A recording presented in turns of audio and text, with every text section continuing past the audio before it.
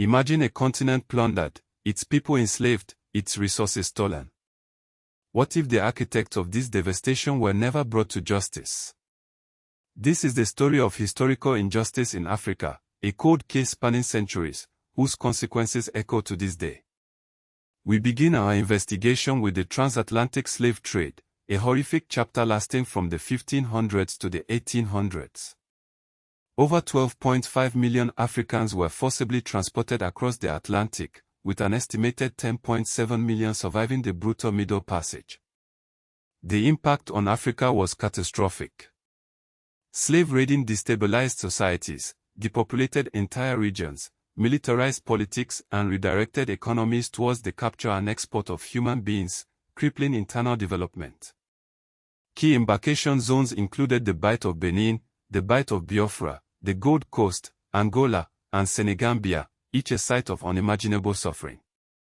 Then came the Berlin Conference of 1884 to 1885. Hosted by Otto von Bismarck in Berlin, this gathering formalized the rules for claiming African territory, igniting the scramble for Africa. By 1914, European powers controlled approximately 90% of the continent, carving it up with little regard for existing ethnic, cultural, or political boundaries. The Congo Free State, ruled by King Leopold II of Belgium from 1885 to 1908, stands as one of the most egregious examples of colonial exploitation. Forced labor for rubber and ivory led to the deaths of millions. While estimates vary, many historians cite roughly 5 to 10 million excess deaths from violence, famine, disease, and the collapse of social systems. The Herero and Nomo genocide in German Southwest Africa, present-day Namibia, from 1904 to 1908, is widely recognized as the first genocide of the 20th century. German colonial forces, under Lothar von Trotha, issued an extermination order in October 1904, resulting in the deaths of about 80% of the Herero and roughly half of the Nomo people. The consequences of actions like this, compounded by land alienation, continued to reverberate. In British colonial Kenya, especially from the early 1900s, large portions of fertile land were taken from African communities and reserved for European settlers. This land dispossession became one of the central political and economic grievances in independent Kenya. The Mau Mau uprising from 1952 to 1960 was a direct response to this injustice. While the UK government paid compensation to surviving Mau Mau claimants in 2013 and expressed regret over torture and abuse, the scars of land theft remain. Apartheid in South Africa, formerly from 1948 to 1994, was a legally engineered racial order built on earlier colonial land seizure and labor control. Key laws like the Population Registration Act and the Group Areas Act enforced segregation and discrimination. The Sharpeville Massacre in 1960 and the Soweto Uprising in 1976 stand as stark reminders of the brutality of the system. The release of Nelson Mandela in 1990 and the first democratic election in 1994 marked the end of former apartheid, but the legacy of inequality persists. The Rwandan genocide, a modern example of mass violence, occurred between April and July 1994. Triggered by the assassination of President Juvenal Habyarimana, approximately 800,000 people were killed, mostly Tutsi, but also moderate Hutu. This horrific event was tied to colonial-era ethnic classification and post-colonial political crisis. In 1995, South Africa established the Truth and Reconciliation Commission to document apartheid-era abuses and support reconciliation. While many victims received acknowledgement, full material restitution remains elusive.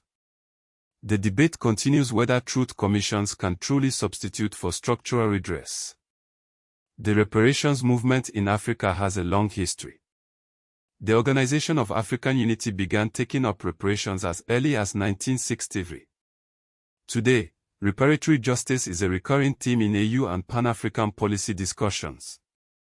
The main claim is that reparations should address not only slavery and colonialism but also ongoing structural inequality, debt burdens, illicit financial flows, and unequal global trade rules.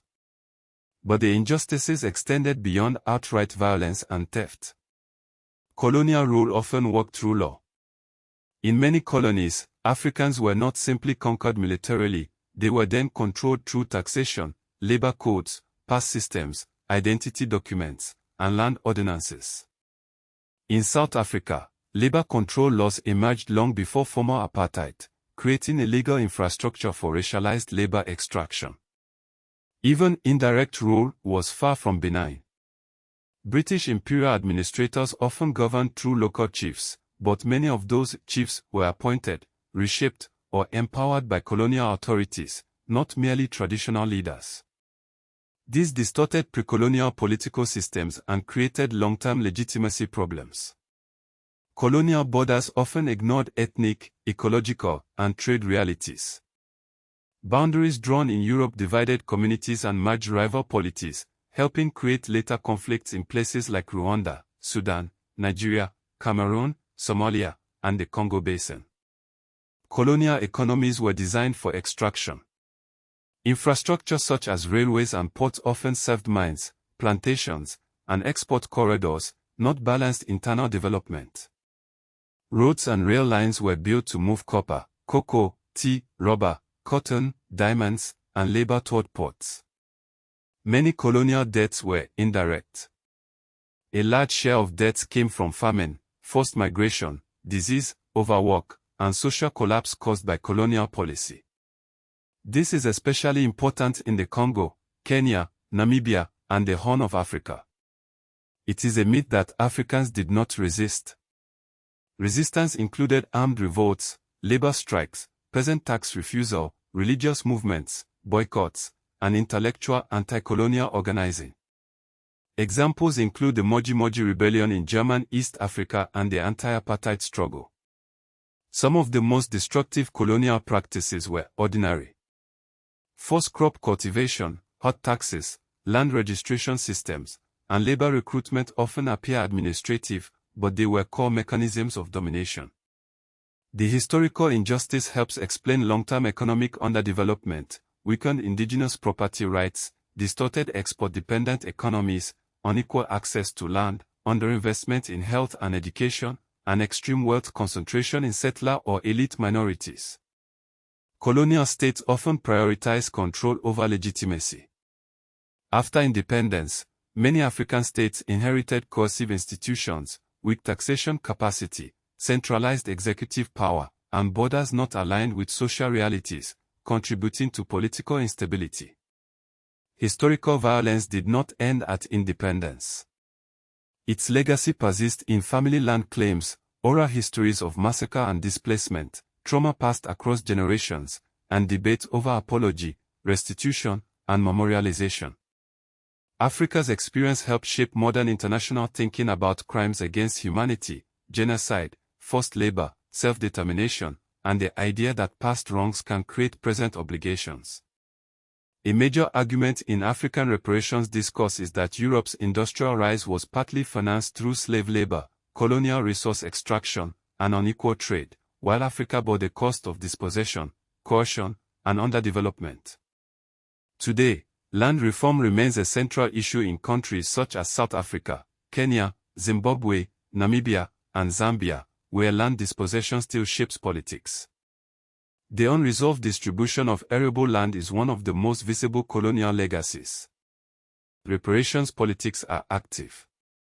The African Union and continental civil society groups continue to push for acknowledgement, restitution, return of looted cultural property, and structural economic reform. The debt burdens imposed during and after colonialism continue to cripple many African nations, hindering their ability to invest in development. The case of historical injustice in Africa remains open. The crimes were never fully prosecuted, and the consequences continue to shape the continent today. The pursuit of justice, truth, and reconciliation is an ongoing struggle, a testament to the enduring impact of the past.